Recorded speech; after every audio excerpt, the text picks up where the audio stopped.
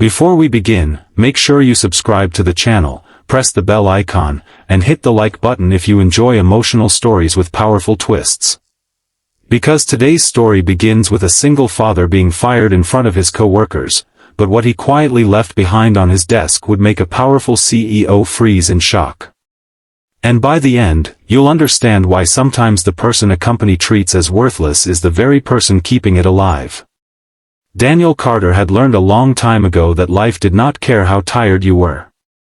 It did not care how many bills were waiting on the kitchen table, how many hours you had worked, or how badly your child needed you to succeed. Life simply kept moving. And Daniel had no choice but to move with it. At 35 years old, Daniel was a single father raising his 8-year-old daughter, Emma. Their apartment was small, their furniture was old, and Daniel's car had more scratches than paint.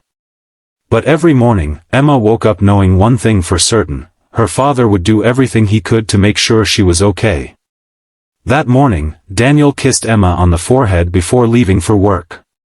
"Daddy," Emma whispered sleepily, "are you coming home early tonight?" Daniel smiled, even though he knew he probably wouldn't. "I'll try, princess." Emma held up a small drawing. It showed Daniel wearing a superhero cape. "I made this for you." Daniel stared at the drawing for a moment. His eyes became slightly wet. "Why am I a superhero?" "Because you work all the time and you still come home smiling." Daniel laughed softly and hugged her. "I guess I have a pretty good reason to smile." He placed the drawing carefully inside his old leather work bag. Then he left. Daniel worked for Sterling Heights Corporation, one of the most powerful companies in the city. He was not an executive. He did not have a fancy office. His name wasn't printed on a golden plaque. He was simply a senior operations analyst who spent most of his days fixing problems other people didn't even notice. When machines stopped working, Daniel found the problem. When numbers didn't match, Daniel found the missing information. When a shipment disappeared, Daniel tracked it down. And when everyone else went home, Daniel was usually the last person sitting beneath the fluorescent office lights. But there was one thing nobody at Sterling Heights knew. Daniel had discovered something dangerous. For almost 3 months, he had noticed unusual transactions moving through several company accounts. Millions of dollars were being transferred through small companies that appeared legitimate on paper. But Daniel knew something was wrong. He had reported the issue twice. Nobody listened. So Daniel started investigating quietly. He didn't do it for money. He didn't do it because he wanted a promotion. He did it because he knew thousands of employees depended on Sterling Heights Corporation. And because his own father had once lost everything when a company collapsed after executives ignored financial warnings. Daniel refused to let history repeat itself. But Daniel had no idea that his investigation had already made someone very nervous. At 9:15 that morning, Daniel was sitting at his desk when his phone rang. It was the CEO's assistant. "Mr. Carter, Ms. Victoria Hayes wants to see you immediately." Daniel's stomach tightened. Victoria Hayes was the CEO of Sterling Heights. She was known throughout the company for being brilliant, disciplined, and nearly impossible to impress. Daniel stood, straightened his shirt, and walked toward her office. Victoria was standing beside a wall of glass overlooking the city. She didn't ask him to sit. "Daniel," she said coldly, "I've reviewed your performance." Daniel waited. "You've made several mistakes recently." Daniel was confused. "Which mistakes?" Victoria placed a folder on the desk. "You've been working outside your responsibilities." "I was trying to solve the logistics issue in Division 7. That wasn't your job. It was affecting the entire company." Victoria stared at him. "That's not your decision to make." Daniel took a slow breath. "I'm sorry if I crossed a line, but I believed something was wrong." Victoria's expression hardened. "Something was wrong?" "Yes." "What?" Daniel hesitated. He knew the truth was bigger than this meeting. But before he could explain, Victoria pushed the folder toward him. "Your employment ends today." Daniel froze. For several seconds, he couldn't speak. "You're firing me?" "Yes." Daniel looked down at the folder. "But I have a daughter." Victoria remained silent. "I understand company decisions," Daniel continued, trying to keep his voice steady. "But if I've made a mistake, let me correct it. Give me 1 more week." "No." 3 days? "No." Daniel swallowed. "Just let me finish what I started." Victoria looked away. "Security will escort you if necessary." Those words hurt more than the firing itself. Daniel slowly nodded. "Understood." He turned around and walked out. The moment he entered the main office, several employees looked up. Everyone knew. Daniel could feel their eyes following him. He reached his desk and sat down. His hands trembled as he opened the drawer. Inside were years of small memories. A coffee mug Emma had decorated at school. An old photograph. A cheap pen. And a folded piece of paper with Emma's handwriting. Daniel carefully placed everything into his bag. Then he stopped. There was one more thing. A thick brown envelope. Daniel stared at it. He had prepared it the night before. Inside were copies of every suspicious transaction, every email, every document, and every piece of evidence he had collected. He had planned to give it directly to Victoria. But now, after being fired, he realized something. Maybe she wasn't ready to listen. Daniel looked toward Victoria's glass office. Then he looked at the envelope. Slowly, he placed it in the center of his desk. He didn't write a long explanation. He simply wrote one sentence on the front. "Please open this before it is too late." Then Daniel picked up his bag. He looked around the office one final time. Nobody knew what he had done for them. Nobody knew what he had discovered. Nobody knew how much he had sacrificed. And nobody knew that he had just left behind the one thing that could change everything. Daniel walked toward the elevator. The doors opened. He stepped inside. For one brief moment, he looked back. Then the doors closed. Daniel was gone. But the story was just beginning. 20 minutes later, Victoria walked out of her office. She was preparing for an important board meeting when she noticed Daniel's empty desk. Something felt strange. She walked toward it. There was nothing unusual. His computer was gone. His chair was pushed in. His desk was clean. But something caught her attention. A brown envelope. Victoria picked it up. Her name was written across the front. She frowned. "What's this?" She opened it. The first document made her stop. The second made her eyes narrow. By the 5th page, the color had disappeared from her face. She sat down. The transactions Daniel had been investigating were real. Millions of dollars had been transferred through shell companies. And the transfers all led back to one person. A senior executive sitting on Sterling Heights board. Victoria's own chief financial officer. Victoria stared at the documents in disbelief. No. She turned another page. There was an email. Then another. Then another. Daniel had discovered everything. And there was something even worse. A final document showed that the CFO planned to move another $40 million out of the company within 72 hours. If the transfer happened, Sterling Heights could collapse. Thousands of employees could lose their jobs. Families could lose their homes.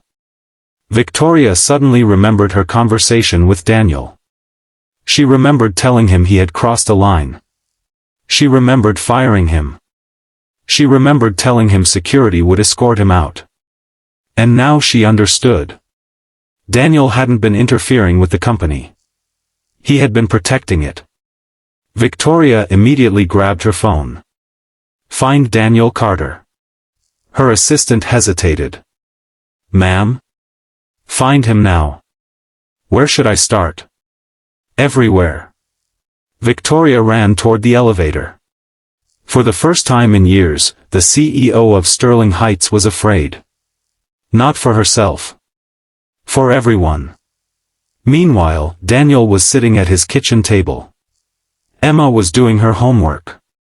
Daniel had not told her he had lost his job. He didn't want her to worry. She looked up. "Daddy?" "Yes?" "Why are you so quiet?" Daniel forced a smile. "Just tired." "Did something happen at work?"